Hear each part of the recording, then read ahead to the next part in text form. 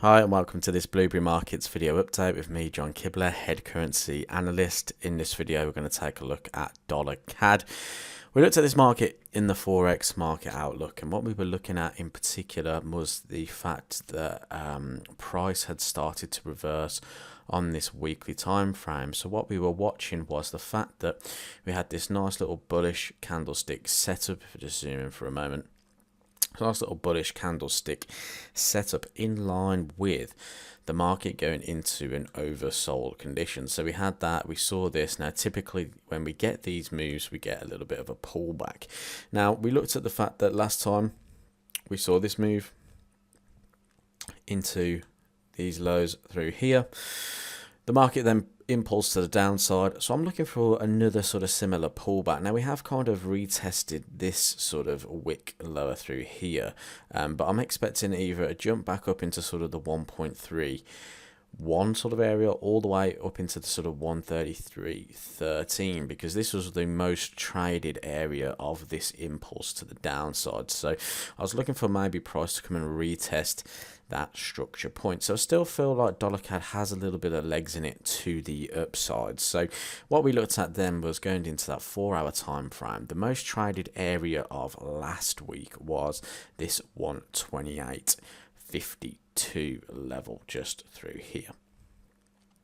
Now typically when you find these most traded areas, price is attracted to these points, and we can see already the market has bounced a couple of times from this area this week so far. Now looking at the sort of structure of the market, we're in this heavy downtrend, and then the market changes trend by breaking out of this range. Now price has come back down and is sort of creating this shelf for itself. There's an opportunity here to look for potential breaks above this 128.52. Now if price sorts to trade back above 128.52, I'll be looking for price to break and retest that area for some further long opportunities. If price continues to fall away, we do have the previous week's area of 127.50 as an area of support as well. But again, I'd rather it be last week's area of support, because if the price does start trending towards this key area, it would actually take out last week's candlestick low. That's not usually a good sign for the market. So what I'd like to see is price break above this 128.52. We're close to it. We've reacted a couple of times from it already early this week.